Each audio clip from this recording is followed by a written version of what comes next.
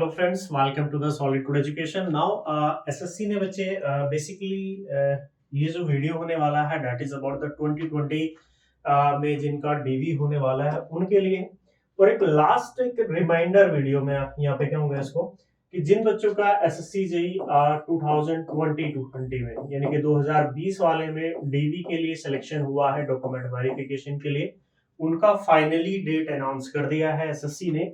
और जो डेट है that is 4th and 5th अप्रैल, ठीक है, वो डेट आया है डीवी के लिए।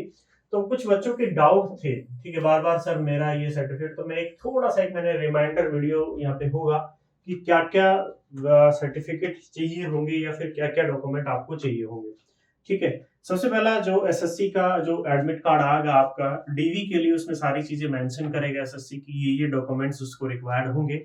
फिर भी फॉर्मेलिटीज के लिए मैं आपको बता दूं कि कुछ जो स्पेशल डॉक्यूमेंट्स आपको रेडी रखने हैं, जैसे कि डेट ऑफ बर्थ प्रूफ के लिए डेट ऑफ बर्थ का जो प्रूफ मानता है एसएससी, वो मानता है आपका 10th का जो सर्टिफिकेट होता है। नाउ जो बच्चे 10th का सर्टिफिकेट होता है, ठीक है, जो 10th का सर्टिफिकेट होता है उससे आपकी वो डेट ऑफ बर्थ को वेरीफाई करता है।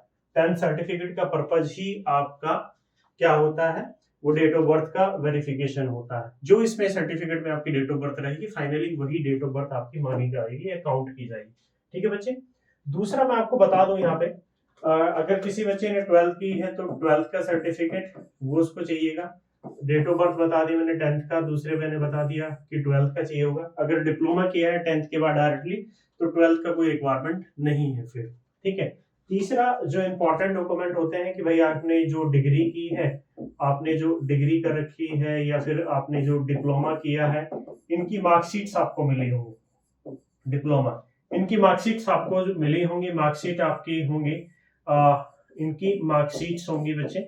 मार्कशीट्स दो तरीके से मिलती हैं, एक तो सेमेस्टर वाइज भी मिलती है बच्चे, सेमेस्टर वाइज मार्कशीट भी मिलती है। कहीं कहीं क्या होता है कंसोलिडेटेड मार्कशीट मिलती है। तो जो भी मार्कशीट आपके पास होंगी, जो भी आपको यूनिवर्सिटी की तरफ से या कॉलेज की तरफ से जो भी मार्कशीट मिली होंगी, वो सारी आप ले जाइएगा अपने डिग्री और डिप्लोमा की। ठीक है, कुछ बच्चे ऐसे हैं, कुछ बच्चों के डाउट ये हैं कि सर अभी मैं ना 21 में पास आउट हुआ था या 20 में पास आउट हुआ था, मैं जस्ट 2020 में, तो मेरी डिग्री अभी तक नहीं आई है, मेरे पास प्रोविजनल सर्टिफिकेट है। तो कोई इशू नहीं है, ठीक है, आप वहां पे प्रोविजनल ही ले जाएं अपना।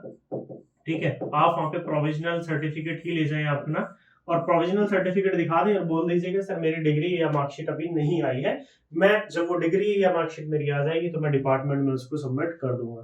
तो उसका कोई इशू नहीं है कि सर वो नहीं आई तो वो एसएससी वाले मेरे को प्रोविजनल दे देंगे, क्लियर स्टेटस नहीं देंगे, वो कोई इशू नहीं होते हैं।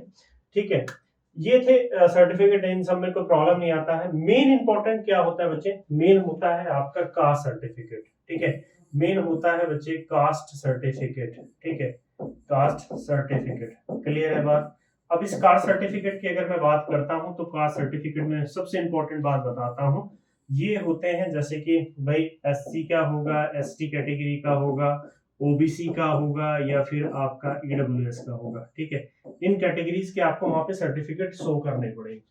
तो अगर उसने एक डेट दी थी कि भाई इस डेट से, क्रूशियल डेट उसने मेंशन की थी कि भाई फॉर्म की जो लास्ट डेट थी, लास्ट डेट आई थिंक 30 या 31 अक्टूबर थी मेरे ख्याल से।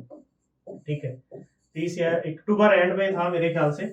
इस डेट से पहले की उसने चीजें मांगी थी सारी, 30 से 31, वो मेरे को याद नहीं है, आई थिंक इसी के अराउंड था, वो देख लीजिएगा आप।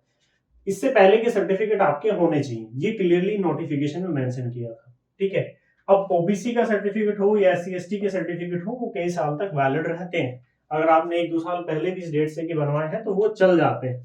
फिर भी आप एक सेफ्टी पर्पज के लिए मैं ये कहूंगा, फिर भी आप सेफ्टी पर्पज के लिए एक लेटेस्ट वाला और बनवा लीजिएगा। आप अपनी तहसील में जाइएगा, ठीक है बच्चे, आप एक लेटेस्ट वाला और बनवा लीजिए सेफ्टी के लिए। कहीं हो सकता है कि वो आपको ये बोल दें कि ये स्टेट गवर्नमेंट के फॉर्मेट में है।